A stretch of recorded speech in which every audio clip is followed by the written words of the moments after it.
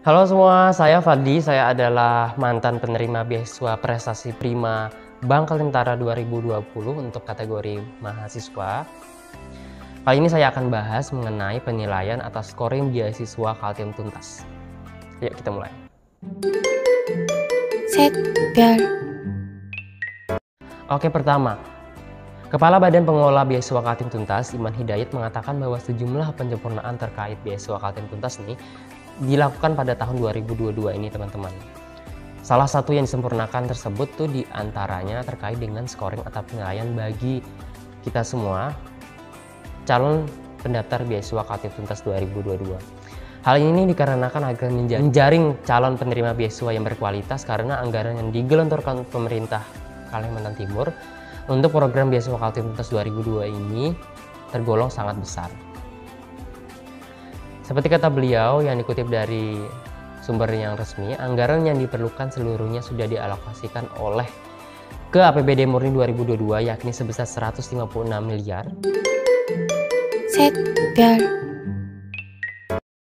Sekarang kita masuk penjelasan tentang penilaian atau scoring terhadap calon penerima beasiswa Kaltim Tuntas. Nah, hal ini disebut dengan scoring yang akan dilakukan. Sekarang kita artiin dulu secara umum scoring itu seperti apa nih.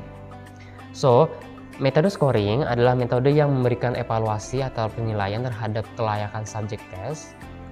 Subjek tes artinya kita para penerima beasiswa Kaltim Tuntas dalam bentuk nilai.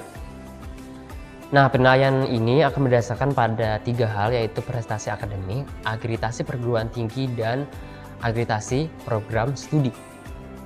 Kita mulai dari poin pertama, yakni prestasi akademik dulu. Jadi intinya adalah semakin tinggi nilai prestasi akademik atau IPK teman-teman, maka semakin tinggi bobotnya. Demikian pula semakin tinggi akreditasi perguruan tinggi di mana teman-teman belajar, maka semakin tinggi juga bobotnya. Demikian juga semakin tinggi program akreditasi program studi teman-teman belajar, bobotnya juga akan semakin tinggi. Hal ini ada ketentuannya nih untuk menghitungnya. Pertama adalah akreditasi A punya bobot 3, akreditasi B punya bobot 2,5. Sekarang kita akan bahas rumusnya. Rumus perhitungan untuk mahasiswa dengan kategori tuntas bisa dilihat rumusnya di sini. Di atas ini rumusnya, teman-teman bisa catat dan pahami bagaimana scoringnya, bisa hitung sendiri kesempatan probability teman-teman dalam beasiswa Kaltim Tuntas ini sesuai dengan akreditasi program studi dan perguruan tinggi. Tapi sebelum itu saya selesaikan dulu penjelasan mengenai scoring ini. Kita bahas poin yang kedua, yaitu untuk kategori prestasi non-akademik. Yang pertama adalah semakin tinggi nilai prestasi akademik, IPK-nya, maka semakin tinggi bobotnya juga. Kedua, semakin tinggi akreditasi perguruan tinggi, maka perguruan tinggi dan program studi, maka semakin tinggi juga bobotnya. Ketentuannya untuk kategori ini, jika akreditasinya A maka bobotnya 3, akreditasinya B bobotnya 2,5. Poin nomor 3, bobot juara internasional. Kalau teman-teman juara 1 bobotnya 5, juara 2 bobotnya 4,5, dan juara 3 bobotnya adalah 4. Bagaimana dengan teman-teman yang punya prestasi juara nasional? Ketentuan seperti ini. Juara 1 bobotnya 3,5, juara 2 bobotnya 3, juara 3 bobotnya 2,5. Jadi kalau juaranya harapan tidak perlu dimasukin ya, yang 1, 2, 3 aja. Rumus perhitungan dalam scoring kategori prestasi non-akademiknya bisa lihat di atas ini. Bisa dicatat, dipahami sesuai dengan bobot teman-teman pribadi untuk menghitung kemungkinan lolosnya. Ketiga, kategori beasiswa khusus. Jadi penentuan penerima beasiswa kategori khusus digunakan sistem scoring yang berlaku untuk penerima kategori khusus. Nah, calon penerima beasiswa yang berkategori tidak mampu untuk kategori anak berkebutuhan khusus berasal dari daerah 3T, anak atau cucu veteran, anak korban KADRT, akan dilakukan scoring sebagai berikut. Poin A, semakin tinggi nilai prestasi akademik juga, IPK-nya maka semakin tinggi bobotnya. Demikian pula semakin tinggi akreditasi dan program studinya, maka semakin tinggi bobotnya.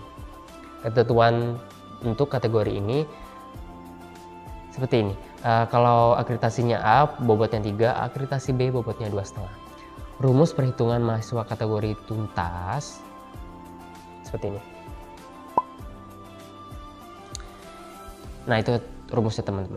Teman-teman, sebelum ke poin terakhir, silahkan subscribe dulu channel ini, kanal YouTube ini, agar teman-teman tidak ketinggalan informasi seputar beasiswa ke depannya, agar jika ada video baru teman-teman akan dapat notifikasi baru seputar beasiswa, kartu tuntas atau beasiswa, atau tips beasiswa apapun.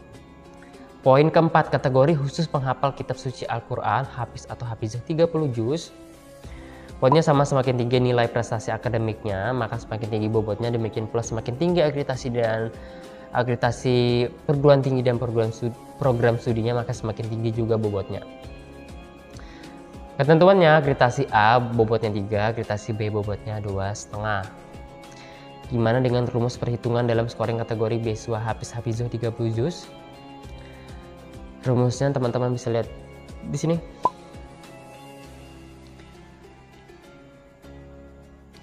Oh ya, penjelasan mengenai cara memilih beasiswa KTM Tuntas dan jangka waktu pemberian beasiswa KTM Tuntas, teman-teman bisa klik video yang ini.